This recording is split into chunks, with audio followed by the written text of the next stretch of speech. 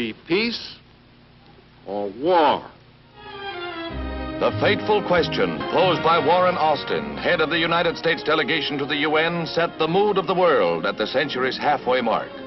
The seating of nationalist China's delegate on the Security Council precipitated a clash between the free nations and the Soviet bloc, which only ended with the abrupt departure of Jacob Malik, head of the Red delegation.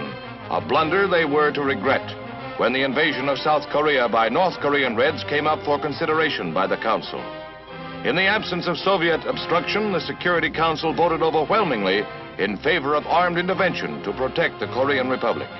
It was the first police action sanctioned against an aggressor by the Parliament of Nations.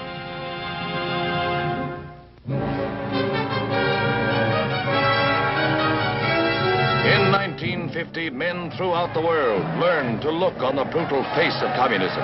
Berlin, powder keg of Europe, saw a mass demonstration of indoctrinated young Germans on May Day. France was also beset by communist-inspired strife. Red Union members adopted violent methods to prevent the unloading of Marshall Plan aid. And across the world in Japan, America's stronghold in the Pacific, the busy commies were at it again. Students went on a rampage in Tokyo with something less than successful results when opposed by Japanese police aided by occupation military police. But far more sinister to Americans was home front communism. Union Square in New York was the backdrop for these scenes of red violence. From their ranks will come the saboteurs, spies, and subversives should World War III be forced upon America. Underlining the menace from within was Valentin Gubichev, who received secret documents from Judith Kaplan, government employee.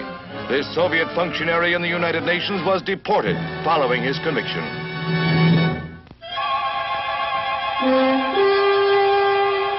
But there was worse to come. A highly trained and well-equipped North Korean army swarmed across the 38th parallel to attack unprepared South Korean defenders. Caught off guard, they were all but overwhelmed until the United Nations took its historic vote to intervene. While the Korean Republicans fought a desperate delaying action, a United Nations police force with General Douglas MacArthur as commander-in-chief was formed. During the early days of UN action, General MacArthur fought a grim defensive battle. His troops outnumbered 3 and 4 to 1. Stubbornly, forces under his command clung to a shrinking beachhead in Southeast Korea, and for months the Allies fought to keep from being driven into the sea. This, a savage war of attrition in which no quarter was given by a foe equipped with the latest Russian armament. It was, in fact, a war of survival to gain time. The cost was high to Americans who bore the brunt under the UN banner. For here they faced an enemy who ruthlessly slaughtered prisoners, many with their arms bound. Scores died before red guns as they stood helpless. Yes, the cost to free men came hideously high as they bought time on the rapidly narrowing perimeter of their defense. In the first months of conflict, casualties mounted with terrifying speed. But 12 nations had rallied to the United Nations banner. High on the list was Canada, which organized a special brigade of crack troops for duty wherever they might be sent by the United Nations. Thousands left for staging areas in the United States before embarking for the Korean front. With help of this kind, plus air contingents and ground forces from other nations, the tide seemed to have turned when a brilliant strategic move was made in the amphibious landing at Incheon, port city of Seoul.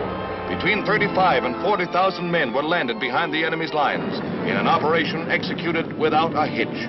Seemingly, the war had reached a turning point as the fresh troops started an encircling move of the North Koreans.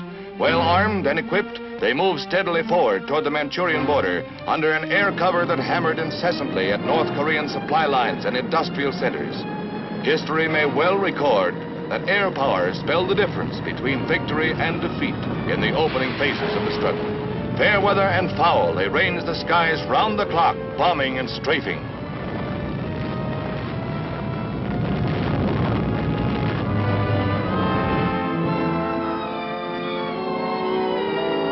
The end of the war seemed in sight as the Allies pushed north toward the North Korean capital of Pyongyang and further northward to the Manchurian and Siberian borders.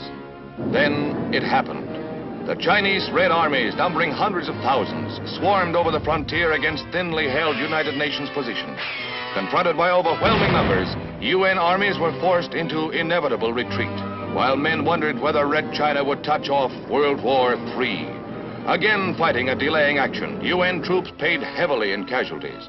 Facing a foe that often outnumbered them 10 to 1, the Allies gave ground slowly, marching through temperatures that sometimes reached 20 below zero. 20,000 trapped near the Chosin Reservoir slogged and fought their way 60 bitter miles to the evacuation port of Hungnam.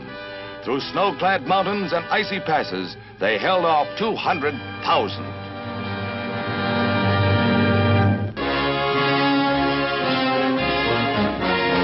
Would the atom bomb be the answer to the Chinese hordes? President Truman said that it was under consideration. On his word alone rested the decision to unleash this awful force.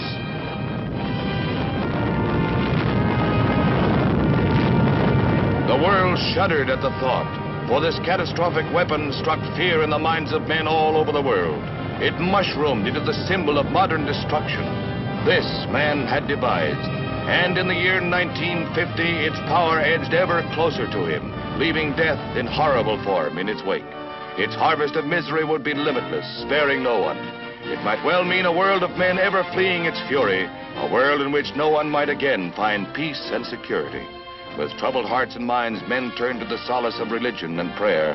Hundreds of thousands of pilgrims thronged to Rome for Holy Year.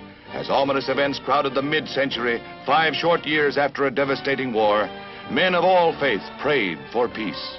And while man hoped for salvation, he could also work for it through the framework of his World Parliament, the United Nations, symbol of man's hope for tomorrow.